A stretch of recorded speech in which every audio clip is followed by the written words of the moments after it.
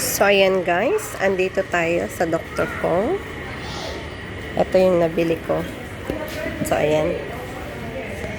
Nakabili tayo ng buy one, take one. Ang laki ng discount guys. So, ito yung nabili ko sa anak ko. 399. Ang original price niya is 899. So, ito guys yung nabili ko para sa akin at sa anak ko. 499, dalawang pair. So, 499 lang din. So, kaganda ng promotion. Tapos, ito yung sa sister ko. Asa na? Hindi pa naibalik. Ganitong design. 499 din. 2 pairs. So, meron kami, dahil more than 800 na bili namin. So, meron kaming discount. So, hindi ko pa alam magkano na discount niya. Andun pa siya sa counter. Pinagtitripan siya ng pang-design.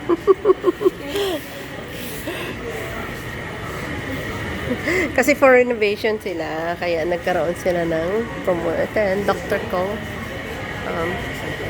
Tapos dito sa machine, pinatest ko yung paa ko. Kasi yung left side ko madalas sumasakit. So, yung left side ko is less carb. Less carb. Kasi, ina-offer nila yung mga ganitong yung carb niya, Ganda yung carb niya.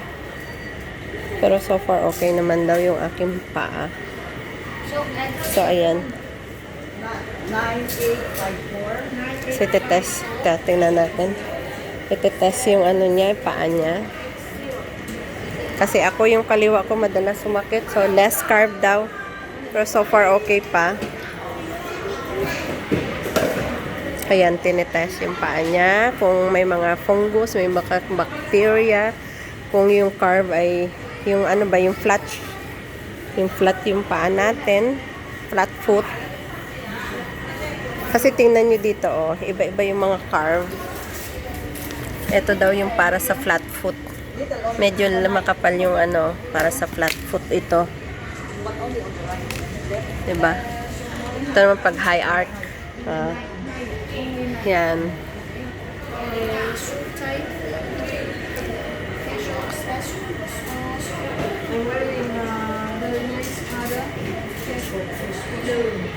I-check kung ang madalas, kung madalas kang naglalakad. Kung kailan sumasakit ang paa. So, yan. Yan, tingnan natin. So, yan. Iti-test doon. Tapos doon sa machine.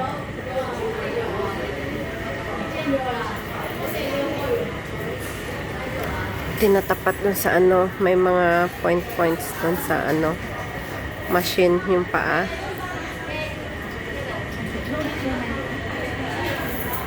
Tapos makikita doon kung yung result. Ini-scan yung paa. So, ayan lang. So, anong problema ng paa niya? Tingnan natin. Oh, so, ayan.